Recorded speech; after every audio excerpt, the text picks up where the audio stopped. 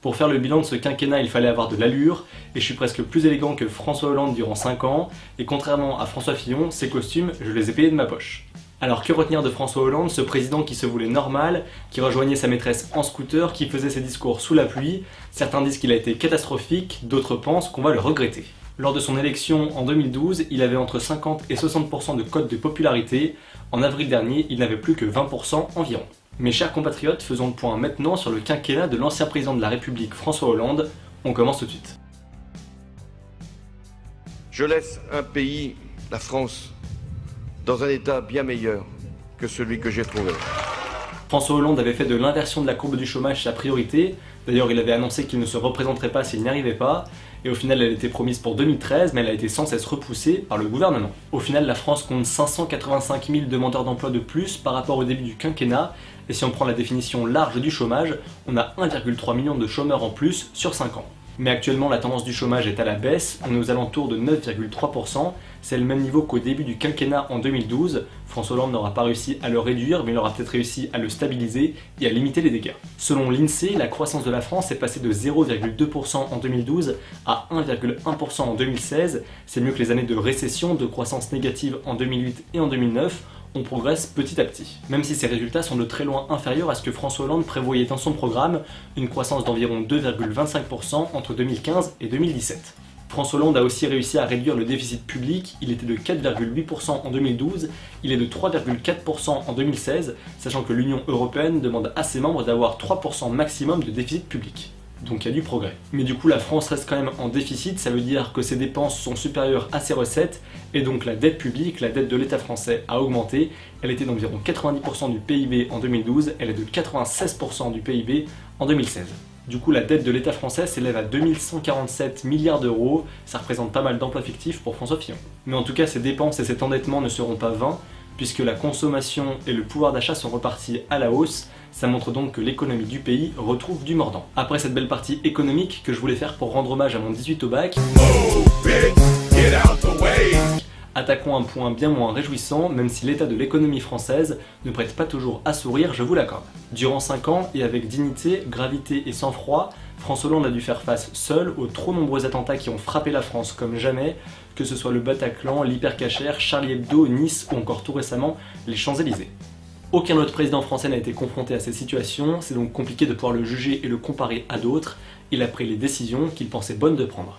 À propos des attentats, le gros faux pas de François Hollande, c'est le débat sur la déchéance de nationalité qui aura déchiré son camp politique et que l'ancien président de la République décrit comme la principale erreur de son quinquennat. À l'international, la France s'est engagée à plusieurs reprises dans des opérations extérieures. En 2014, elle s'est engagée dans la coalition internationale pour combattre l'État islamique, sans vouloir cependant intervenir au sol. En 2013, on est également intervenu au Mali avec l'opération Serval, ou encore au Centrafrique avec l'opération Sangaris, même si cette dernière intervention a été entachée de soupçons de viol de soldats français sur des enfants. Durant son mandat, François Hollande voulait soigner le dialogue social, notamment avec les syndicats, mais ça a totalement été gâché sur la deuxième partie de son quinquennat par la loi Macron et la loi Travail. On retiendra aussi la loi NOTRe de juillet 2015, qui a réduit le nombre de régions à 13, et qui a traumatisé bon nombre de personnes qui ont dû fusionner avec des voisins qu'ils n'appréciaient pas forcément. François Hollande voulait aussi réformer la loi Hadopi, on est sur YouTube donc on est tous adeptes du streaming et du téléchargement illégal, et cette loi a connu un sacré scénario durant le quinquennat.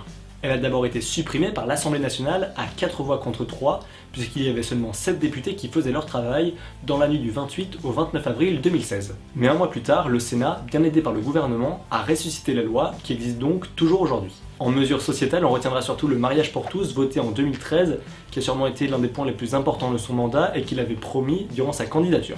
Le gouvernement a également mis fin à l'interdiction du don de sang pour les homosexuels, une interdiction vieille de 30 ans, même si les homosexuels ne peuvent donner leur sang que s'ils n'ont pas eu de relations sexuelles durant les 12 derniers mois. D'un point de vue écologique, François Hollande aura fait briller la France grâce à la COP 21 qui aura permis à tous les pays du monde de se retrouver pour discuter des enjeux du réchauffement climatique et de prendre des mesures concrètes pour limiter notre impact sur l'environnement.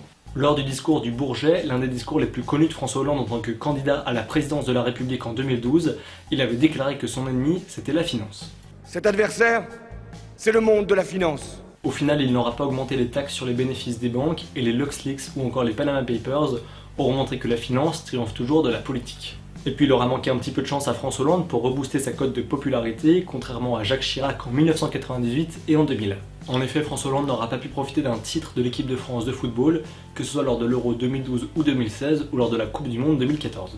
En 1995, Henri Emmanuelli, le chef du PS à l'époque, avait offert une Twingo verte à François Mitterrand pour le remercier de son travail après ses 2 mandats en tant que président de la République. Mais cette année, Jean-Christophe Cambadélis n'a pas offert de scooter à François Hollande, mais un tableau de l'artiste Catherine Duchesne intitulé La Bonne Étoile. Ça résume peut-être bien le parcours de François. Mais ce n'est pas l'argent qui compte, non, loin de là. Si François Hollande veut faire des folies et même s'acheter une voiture, il pourra toujours compter sur sa retraite à 15 000 € par mois. François Hollande est peut-être contre le cumul des mandats, mais il n'est pas contre le cumul des retraites. On a donc 5 000 € de retraite pour l'ancien président de la République, 6 000 € pour l'ancien député de Corrèze et 3 000 € pour l'ancien conseiller de la Cour des comptes. Sans oublier les 235 € de retraite pour l'ancien président du Conseil général de Corrèze, ça donne envie d'être élu. Mais ne critiquons pas trop la retraite de François Hollande puisqu'elle aurait pu être doublée. En effet, il a refusé de siéger au Conseil constitutionnel et il s'assoit par la même occasion sur une indemnité de 14 000 € par mois. Et même si François Hollande peut profiter d'un logement meublé, d'une protection policière et de collaborateurs pour l'aider dans son quotidien, il a réduit ses avantages et ceux des prochains présidents de la République. En effet, François Hollande se prive de voitures de fonction et de chauffeurs, il n'aura plus le droit également au voyage en première classe, que ce soit dans l'avion ou dans le train. Au final, même s'il aura été président et en dépit de ses 15 000 € de retraite, François Hollande veut rester un mec normal. Le changement, c'est maintenant! Allez, on en a fini avec cette vidéo. Si vous voulez plus de précision, approfondir le sujet, je vous invite à consulter le site Lui Président qui a fait un travail colossal puisqu'il a analysé toutes les promesses que François Hollande a pu faire durant sa campagne et même durant son mandat pour savoir s'ils étaient tenus ou non. Comme d'habitude, vous pouvez vous abonner en cliquant par ici, vous pouvez me rejoindre sur Facebook et Twitter, les liens sont dans la barre d'infos, puis vous pouvez toujours commenter, liker, partager la vidéo s'il vous a plu. Quant à moi, je vous donne rendez-vous la semaine prochaine pour une nouvelle vidéo, d'ici là portez-vous bien, tenez-vous informés, vive la République et vive la France. Ciao.